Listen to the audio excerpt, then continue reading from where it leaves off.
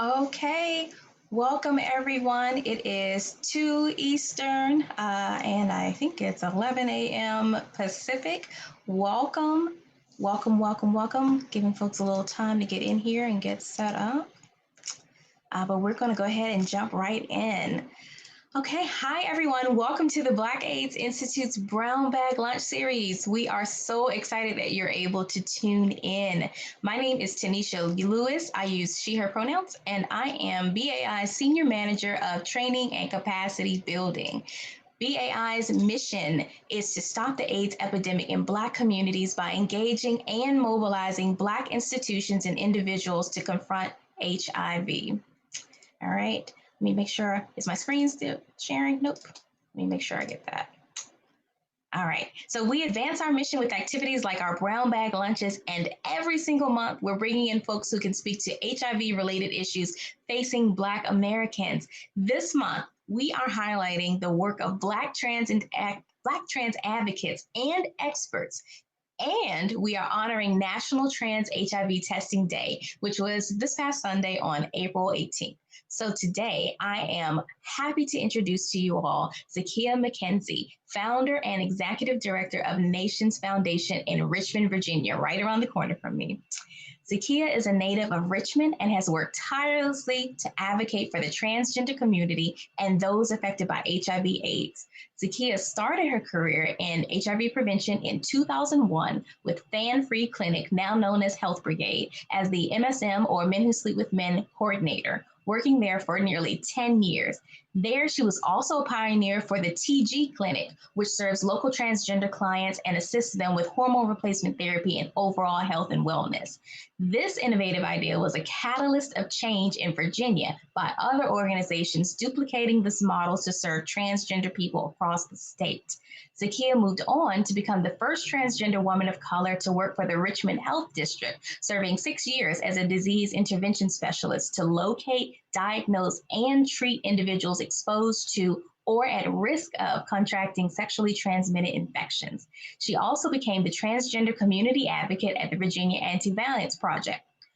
Currently, Zakia is the executive director and founder of Nations Foundation, a nonprofit 501c3 organization founded in October 2015, which provides free HIV testing, linkage to care services, a food pantry, emergency housing assistance, as well as transportation to and from medical and other support appointments.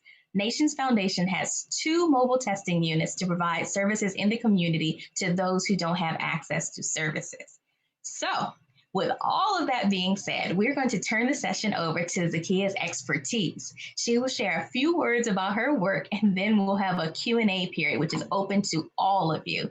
Please feel free to ask questions, and you can use our Q&A feature, which is at the bottom of the Zoom screen, and we'll have time to address these throughout our time together. All right, Zakia, so I'm turning it over to you. Wow, Tanisha, thank you. Listening to that, it was like, wow, I have done a lot.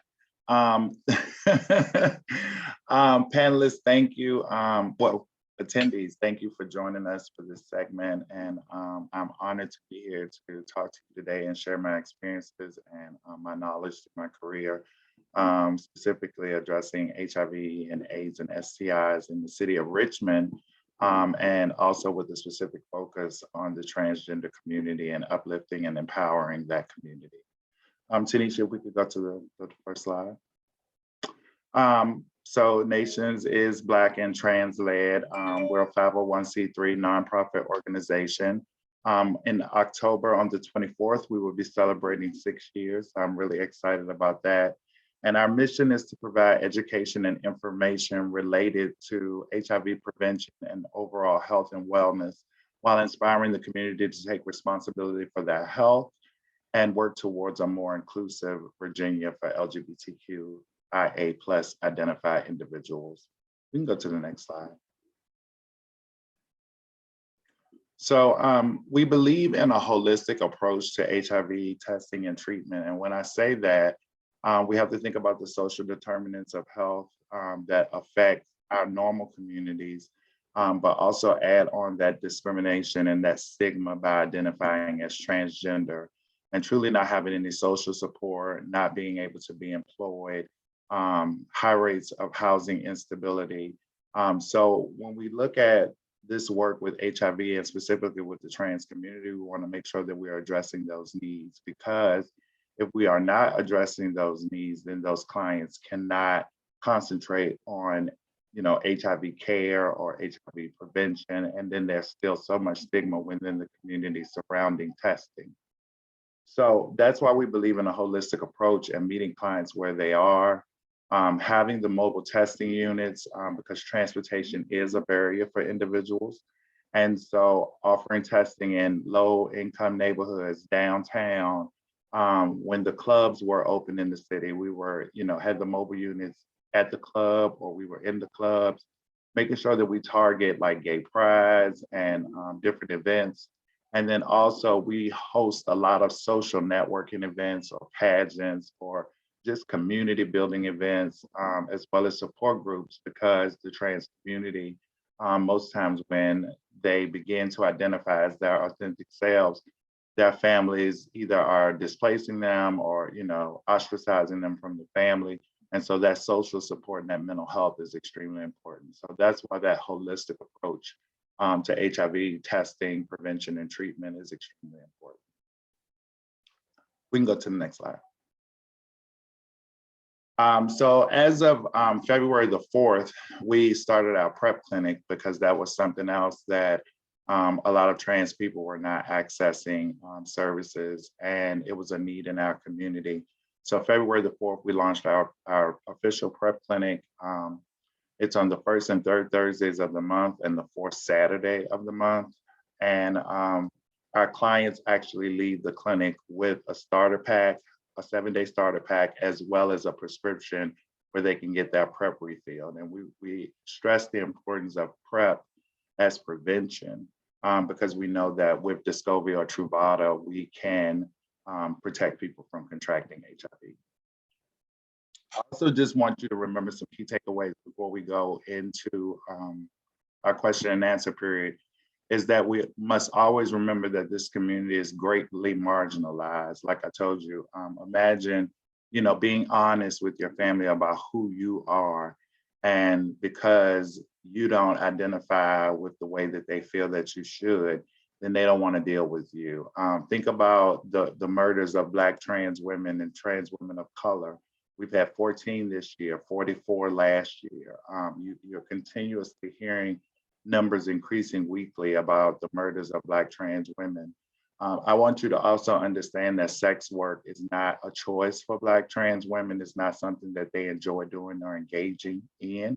It's something that they have to do to survive. And I want you to think about yourself and think about situations that you may have been in when times were rough. You did what you had to do to make sure that either your children ate, your bills were paid. And we have to remember that that community sometimes doesn't have documentation that is affirming or identifies with how they identify. So a lot of times when they are trying to apply for jobs, they're being discriminated against because they may look like, the gender that they present as, but that documentation may be in that prior identity. And with them having so many difficulties in life, things are kind of hard to accomplish and achieve. So thinking about all of those things when you're dealing with your clients, and then remember to approach the work in a non-judgmental manner, ensuring that you're affirming those identities of the clients that you're serving. Taking a look at your forms and making sure it's inclusive of all gender identities, so that when people are filling out forms that they see the identities that reflect who they are, which makes them feel more comfortable about engaging in your services. And remember that when you get into this work, there are a lot of values that are instilled in us as people when we're children, and for you to leave your personal biases at the door, because we are in a place of trying to help. We're in a place of trying to eradicate the spread of disease. We're in a fight to get viral loads suppressed so that people are undetectable, because we know that undetectable equals untransmittable. So we want to make people feel comfortable. We're talking about that personal, sexual information and partners and, very confidential and sensitive information, So just think about the struggles of that community when you are engaging them and, breaking the ice, by introducing yourself and modeling your pronouns and asking their name and their pronouns. And I think that's all I'm gonna leave that with. That's all for now until we get these questions going. So now that you've given us sort of an introduction to the work that you do, we are going to move into a Q&A session. So I'll stop sharing the screen here. Okay, so we're going to move into a Q&A session, and here is where we will all be able to ask you some questions, primarily regarding engaging the LGBTQIA plus community, engaging Black trans folks in particular, and the work that you do to promote HIV testing, other HIV prevention and treatment as well. And really anything that could help us to better work toward the eradicating, there we go, HIV and AIDS. So everyone who's watching, please feel free to utilize the Q&A feature at the bottom of your Zoom screen. We'll be taking questions there. And also I've got some questions of my own. So while folks are thinking of their questions and writing them down, I'll get us started.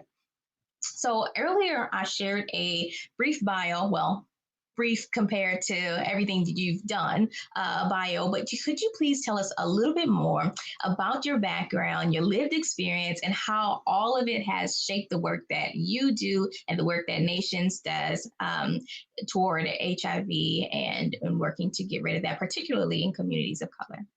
Sure. So I got into this work, and we talked about this story. I got into this work because a really dear friend of mine had contracted HIV, and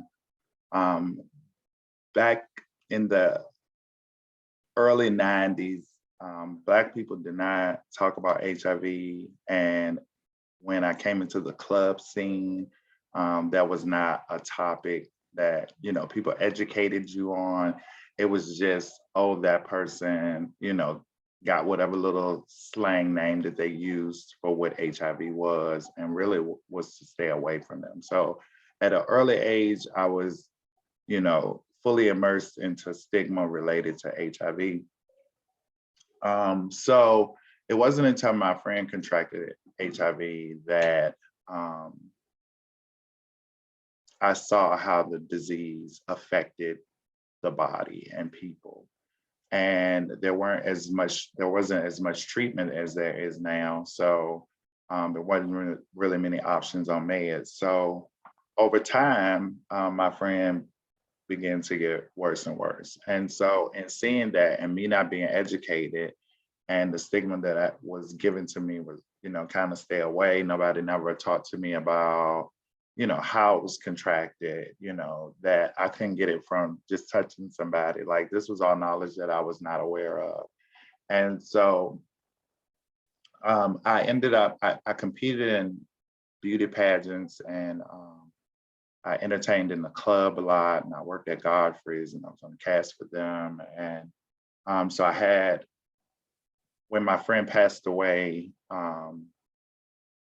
I started to use that platform because I had won Miss Black America, and I began to use that platform to really amplify HIV prevention and education. It was like deep in me to learn and give back, to educate my community, to make change, to offer more access to services related to HIV prevention and education. Because in the clubs, there was no testing. We saw no condoms being distributed, but yet it was that community. It was Black gay men, Black trans women, people of color, Latinx communities who were being affected by this disease, this virus. And when you look at, and even still now, it's affecting us. And so when you look at just where we were then, using that platform, it gave me the opportunity to kind of create change. It gave me the opportunity to implement testing programs within the clubs and condom distribution programs within the clubs. And through that work, I was volunteering with Fan Free at the same time. They ended up getting some funding and afforded me the opportunity to apply for this position, and I got the job. And so the unique thing about the job was that I had the creativity to engage those communities in ways that were fun, but also incorporating HIV testing, prevention, education, all of that within those events. And so when you think about engaging those communities, you want to think about, ways that are going to draw that community in, or identifying gatekeepers within those communities, and and being present in those communities. So I was there for about 10 years. I also, from my own experience as a trans woman, there was no access to plastic surgeons, hormone replacement therapy. And so the only routes that were available then were Black market routes, where these things called pumping parties. And if you want to ask questions about pumping parties later, we can. But from those experiences, and my sisters dying from those experiences, and people having deformity because of those processes of getting work done, to have the aesthetic to be a woman, because there was no availability then. It was an opportunity for a program to come about that specifically addressed the needs of trans individuals, but had an HIV prevention and education piece in it. And so I had always mentioned to my executive director at Fan Free at the time, Jim Beckner, that I wanted a clinic that was for trans people, for us to receive hormone replacement therapy and primary care needs that, that we were not getting because we didn't have insurance, we didn't have jobs. So healthcare was not a priority, and the routes that we were going to become women, it was us by us, you know what I'm saying? So it wasn't medical providers in there. So I pitched the idea to them. We wrote the grant, the state funded it. And so it was a way for trans women to safely come and get hormone replacement therapy, which is something that they wanted, and they were getting that. And they were also getting tested for HIV and finding out about their statuses and getting them care and taking control of their health. And then somewhat touching on the social determinants of health, because we had housing components, food pantry components, all of those kinds of things. So after my time there, I just felt like I had kind of gotten what I needed to get from Fan Free, and I was really intrigued about the process of the state and disease intervention work, and how it all coupled together. And I wanted to dive more into more STIs, because at my time at Fan Free, I still saw a lot of high rates of sexually transmitted infections. And so I went to work for Richmond City, which was an experience in itself, learning the work, grasping all of the diseases, because I was so concentrated for 10 years on HIV, and then understanding syphilis, the stages, chlamydia, gonorrhea, all of these things. And so during my work there, I would always encounter individuals, especially individuals within the LGBTQ community, and specifically trans folks, that when I had to go and find them, investigate their cases, talk to them about, whatever infection they may have encountered, whenever it was about getting them in for treatment, it was always hesitancy about coming in for treatment. And so when I questioned, they were very much that the health department's model kind of is a breach of confidentiality, because STI clinics are on certain days. And if people see you go into the health department on this day, they know that something must be wrong, or this, that, and the third. So they didn't want to come. And then when I was giving, because the health department was really big on, they wanted to target this community. They wanted to build rapport with this community. But this community is not 9 a.m. to 5 p.m. So we have to have some flexibility, and people have to, if you really want to reach these people, then you have to be passionate about what you want to do and adjust your time so that you can be visible at the time when they are present and visible and in spaces where they are, so you can build trust and rapport. And so it was just like a struggle trying to, every time we having a meeting, we hear them saying this is the population you want to reach, but you're not adjusting to unique ways that we can reach these people. And so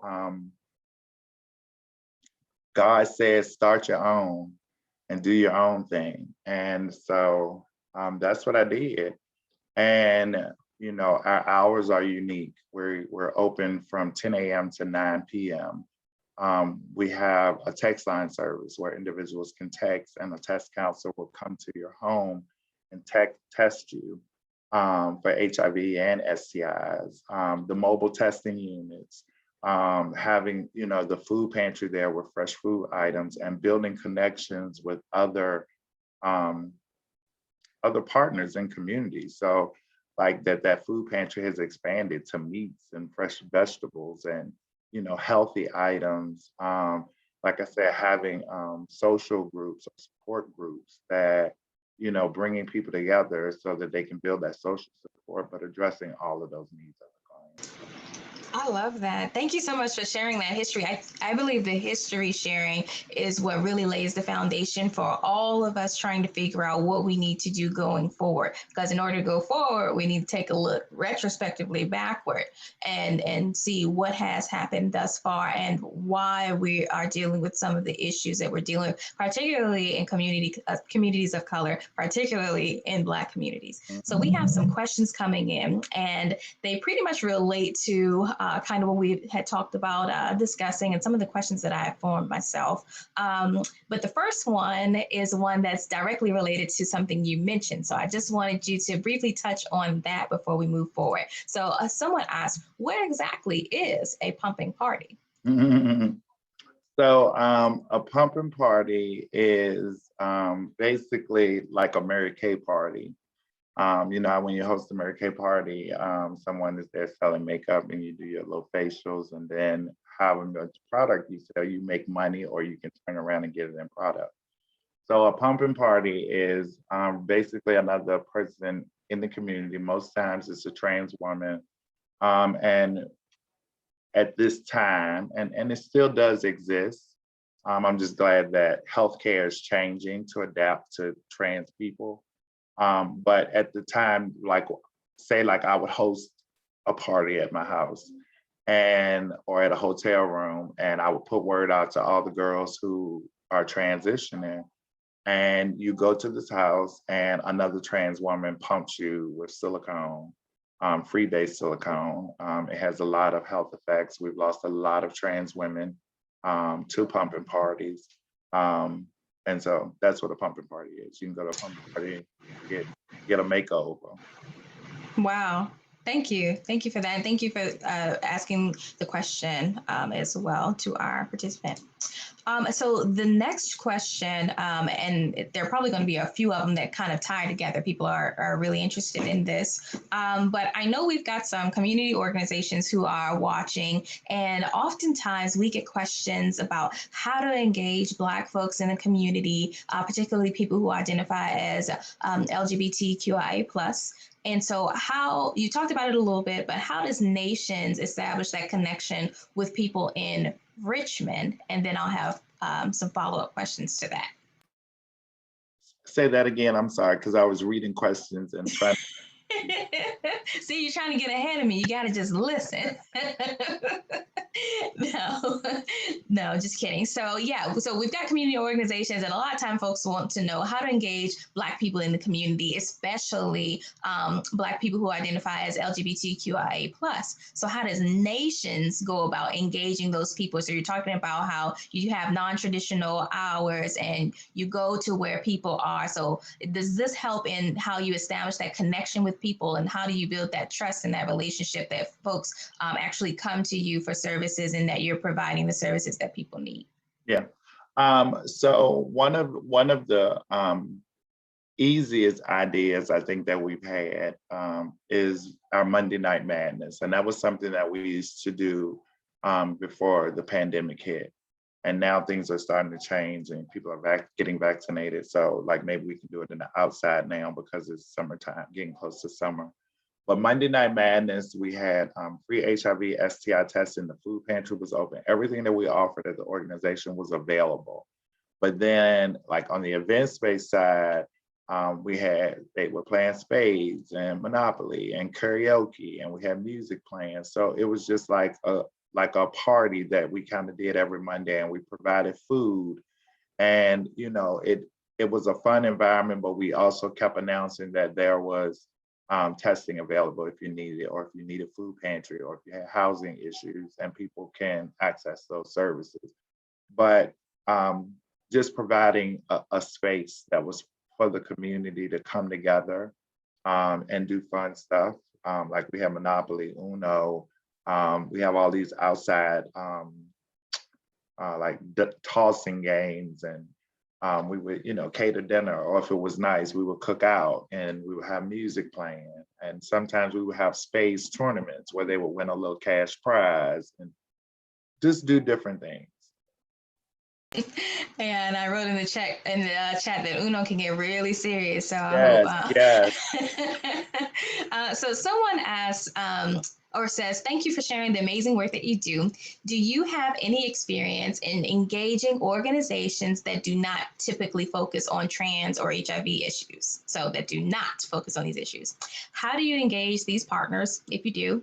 And then how do you get them to understand the importance of these issues?" Um, that is a really good question. Um, I guess for me, what I did is because I also in my work, I do a lot of advocacy and speaking at the General Assembly and at City Hall.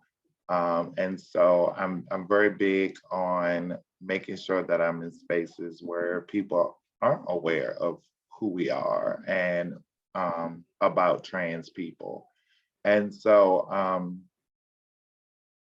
I make myself available, and then being persistent and making connections and having other community partners that have seats at tables that help me get seats at tables is how I engage those organizations. And also, like, even at one point, we were calling other organizations who were in the community who were providing services that were needed, and introduced ourselves and who we were, and built relationships in that manner.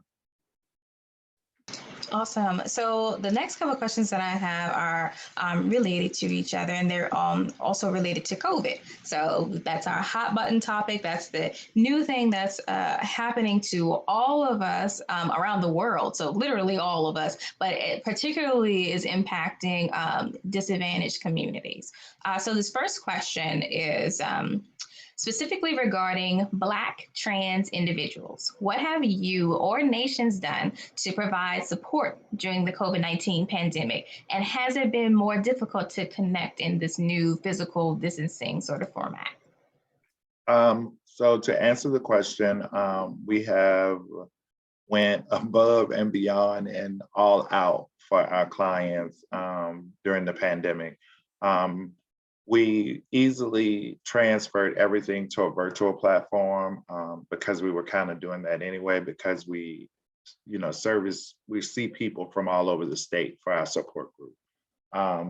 So moving everything to a virtual platform was very easy. But in regards to support, we've helped with rent, we've helped with utilities, we specifically helped with um, cable and internet because we were on a virtual platform. We've made sure people's phones are on because we know that some people are using our cell phones to connect to the services. From the food pantry, we've shipped food out. We do contactless drop-offs. We have the RVs in spots in the area and let them know so that they can come and get it. We like some folks would just really not understand or walk in our stilettos and what we have to deal with on a day-to-day basis. And I'm privileged because like that is not, I don't have to worry about my bills and stuff anymore, but I know that struggle from my past. I know living in an apartment with 9 folks and, we all trying to eat and survive. So, we specifically went after grants that were COVID relief funds. Some of our funders, kind of like realigned our work plans so that we could be more accommodating for our clients. So, we went above and beyond to make sure that we were meeting the needs of our people during that time, and still during that time, we're still doing what we're doing. So. Thank you. And so a related question, so it's a 2-part question, but you answered the first part, so I'll read the second. So someone asks, how do you think HIV and outreach should move forward in a virtual environment? So maybe what are some of your recommendations that other people can do, maybe similarly to what you did or something else that they could try? So we've been doing a lot of panel discussions. We just did one about HIV and stigma in the trans community. Like I said, the text line service is one of our biggest assets right now. And we never closed during the pandemic. We've been open the whole entire time. We were still seeing clients. We've implemented those who haven't gotten vaccinated still have to get monthly COVID testing. All of our clients have to have PPE. If they don't have it, we have it to give to them. We doing whatever it is that we can to make sure that people are good. And you just have to, think outside of the box. Even when we were thinking like the drive-up testing piece, we thought about that from when we drive up and pick up our packages at Best Buy. So folks will call, we do that risk assessment over the phone. Then when they get there, they sign off on it. They hold our finger out the window. It's just being creative and different.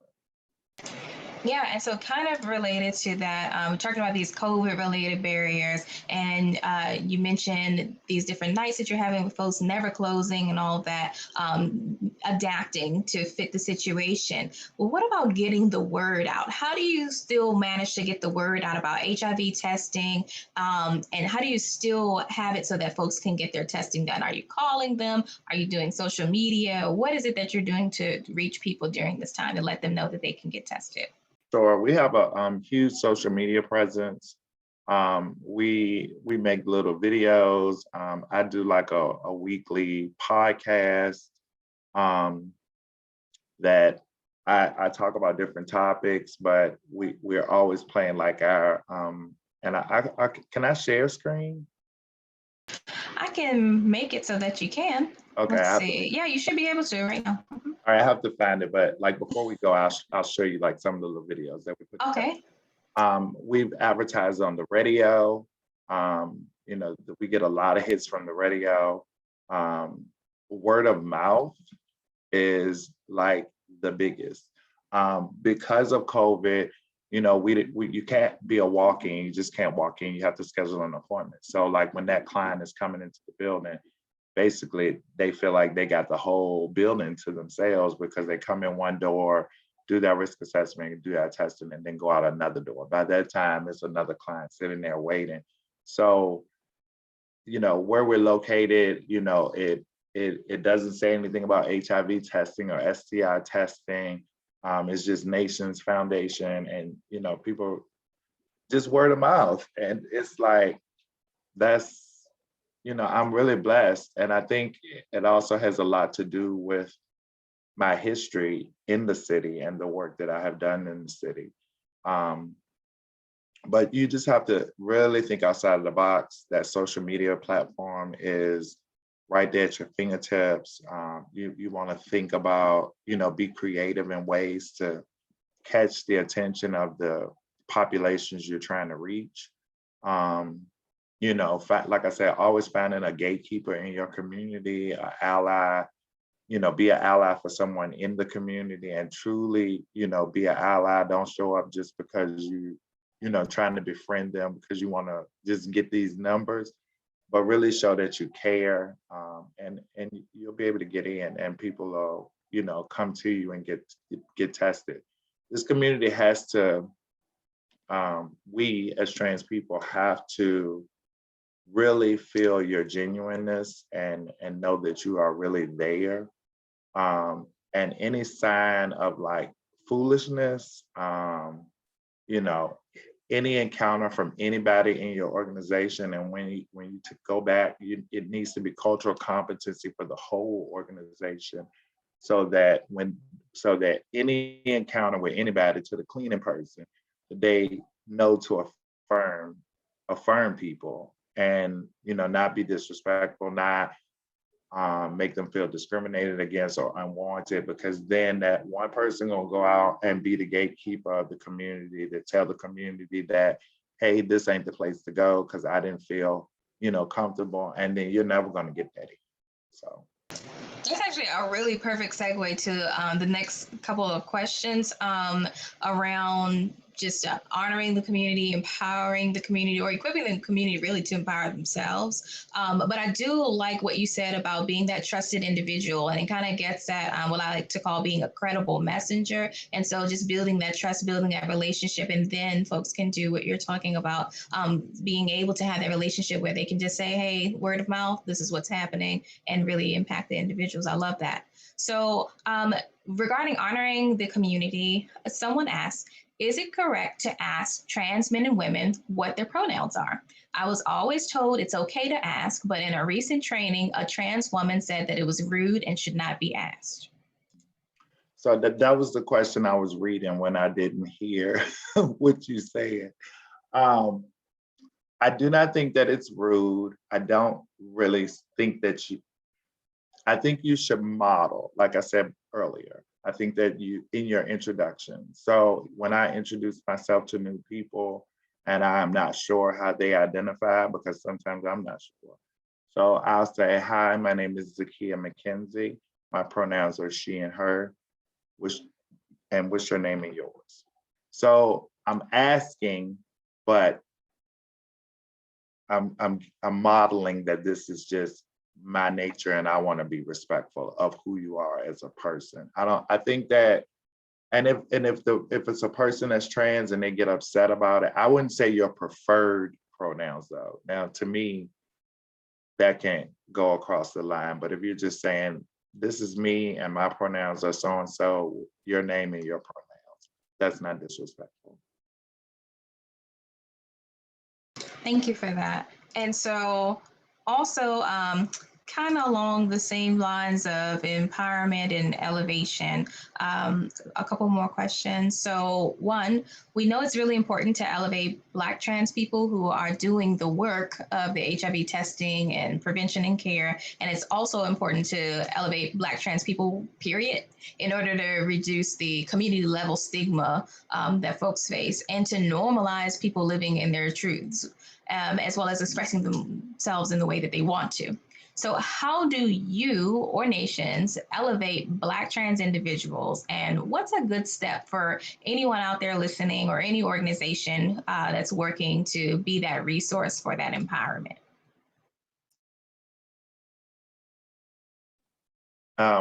We specifically hire trans women. A lot of people don't hire Black trans women. We offer programs that build self-esteem, empower them,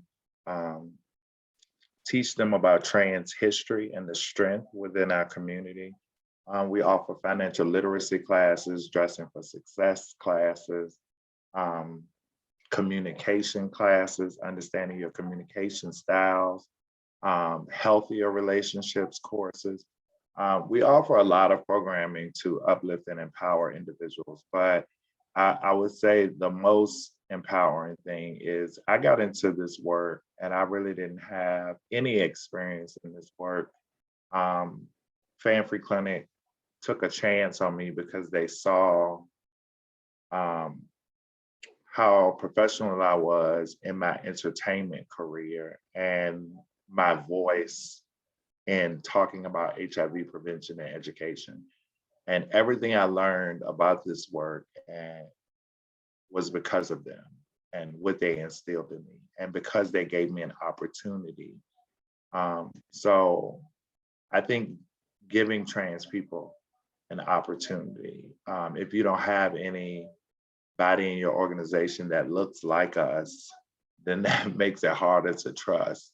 If we see the identities that reflect our community, that is an amazing way to, you know, get into our community because we see us in it.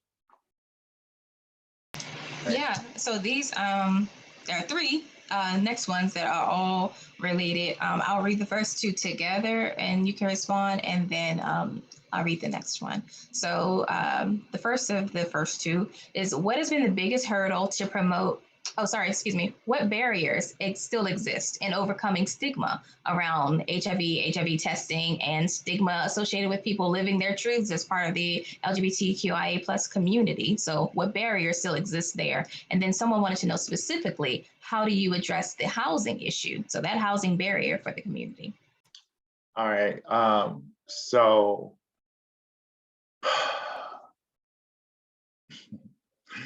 to be honest, I feel like the mentality of the Black community is a major barrier in HIV prevention and education, because we don't talk about anything.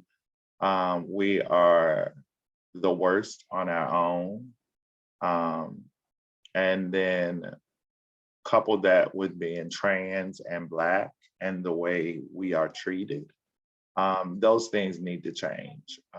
The world needs to be more accepting and really stay in your own lane and treat people the way you want to be treated and mind your own business. You know what I'm saying? And I think until that changes, you know, because our community puts so much stigma into our own community, and we don't really uplift one another. And I'm not talking about trans people, I'm talking about like Black people overall. And even the LGBTQ community puts stigma within the community. The trans people put stigma within the community. So as a whole, us as human beings, we need to change and be better people and not judge individuals, accept and understand the differences of people. And we should all want to elevate, to coexist, to be better. And I think when we get to that mindset and that place, then people won't be ashamed to go get tested. People won't be ashamed to say what it is that they're really doing sexually or who they're doing it with sexually. But it's because of so much stigma and what is ingrained as the norm of our community that makes individuals afraid to seek care that they need because of what somebody's going to think or what someone is going to say. So until that changes, I think, you know, that we're going to continue to have a problem and there's going to continue to be stigma. I think there needs to be more conversations about it. I think that education about different identities and LGBTQ people need to happen earlier in school so that people are more informed about it. It just needs to be a cultural shift in mindset and way of thinking. And then in regards to housing, you know, some of our grants that are specifically for trans programs have housing components in it. So that's how we're able to help individuals with rent. That's how we're able to, you know, put people up in hotel stays if it's an emergency need. um, having a relationship with partnering organizations, and having that relationship with the Virginia Anti-Violence Project, um, a relationship with Diversity Richmond, fundraising and being able to purchase a house 2 years ago to specifically address housing instability for trans individuals. So like I said, it's thinking outside of the box. It's not conforming to 9 to 5 hours, because with my community, like it's varying hours. And not saying that you're supposed to just work 24/7, but you need to make sure that in your programming and your staff that you're having people in shifts that specifically address the time spans in which these individuals are moving about, or designing your programs and maybe starting them later in the evening, 5 to 9 or something of that nature, instead of earlier during the day, because of the lifestyle of the community.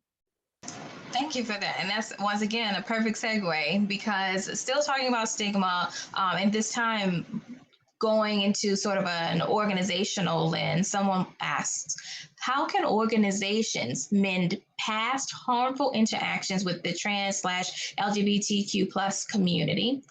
Have there been any organizations or stakeholders that you have reached out to that were reluctant at first to support, but changed their mind?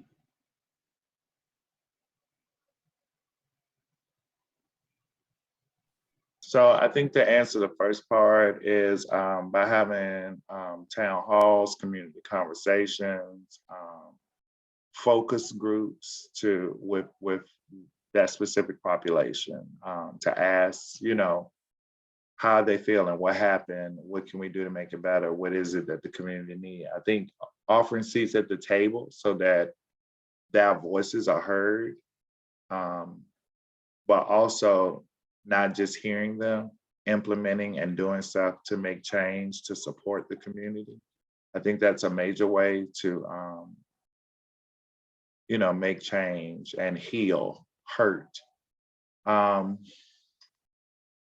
then the second part, say the second part of the question again. Sure. So the second part of the question, have there been any organizations or stakeholders that you've reached out to who were reluctant to support at first, but changed their mind?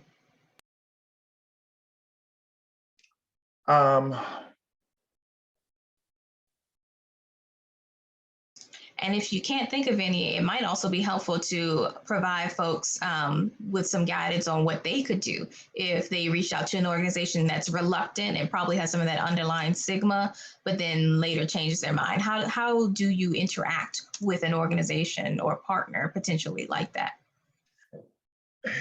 So I am really kind of like no nonsense. So I'm gonna be honest, and I had to really think. That's why my eyes went up like that. I had to really think about it, and I'm not gonna call any names, but it was a organization that I had tried to reach out to connect with them because of a service that I had that I wanted to build and uplift. And in interacting with them, it was like so much disrespect that I decided that I did not want to deal with them. And so they later came back, like as of recent, and I still don't want to deal with them. But I think that I would proceed with caution. I would really think about what it is that service or that organization is going to bring to your client. I will also really have some serious conversations and make sure that there is some capacity building and sensitivity training. I will really make sure that there's a key stakeholder there that my folks could interact with before moving forward. It would really have to, within that MOU, I would really have to make sure that they are affirming non-discriminative, that it's a safe space, all of those things. But in the instance where I said that I didn't want to deal with this particular place anymore is because in them like being discriminative to me, it gave me the initiative to really try to amplify that particular part, that particular service. And we've done such an amazing job that I don't really need to, you know, deal with them just because of the way that they treated me. So that's just me. And so we've got a question saying, can you provide information for how the community can make donations to Nations? And I'll also in the chat put the link to your website with the donation. And you're mute. My website, which is nationsfoundationrva.org. We also have PayPal, which is Nations Foundation at nationsfoundationrva.org. And our Cash App is $aim to inspire. Our vision statement, aim to inspire. Aim to inspire. Awesome. And so we're coming to the close of this time together already. It feels like it has flown by, but I wanted to ask one last question. So if there is one takeaway message you could share with all of us watching and listening now regarding HIV testing and elevating Black trans individuals and the community at large, what would it be? I think it would be to be present, be affirming, be in the community, build trust, respect individuals, be non-judgmental, and continue to provide the service and be of help and steward for the community. I love that. Thank you so much. And so everyone, that does it for this week. Thanks so much to Zakia McKenzie for sharing her experience, her insights with all of us. If you'd like to reach either of us, please just connect. You can either connect, I'm sure, on Zakia's website, which I've provided in the chat, which is nationsfoundationrva.org for anyone listening following this presentation. And you can also reach out to me via email. My email for anyone who is listening afterward is Tenesha L, TENESHAL @blackaids.org. And please be sure to check us out for these webinars every single fourth Thursday at 11 a.m. Pacific, which is 1 p.m. Central and 2 p.m. Eastern. And you can stay updated on our events by following BAI on Facebook, Instagram, and Twitter @BlackAids, and by subscribing to our website, blackaids.org. So once again, my name is Tenesha Lewis. I'm the Senior Manager of Training and Capacity Building at the Black AIDS Institute. Thank you so much to Zakia McKenzie of Nations Foundation of Richmond, Virginia. And I wish everyone a wonderful end to your week. Please stay safe and be well.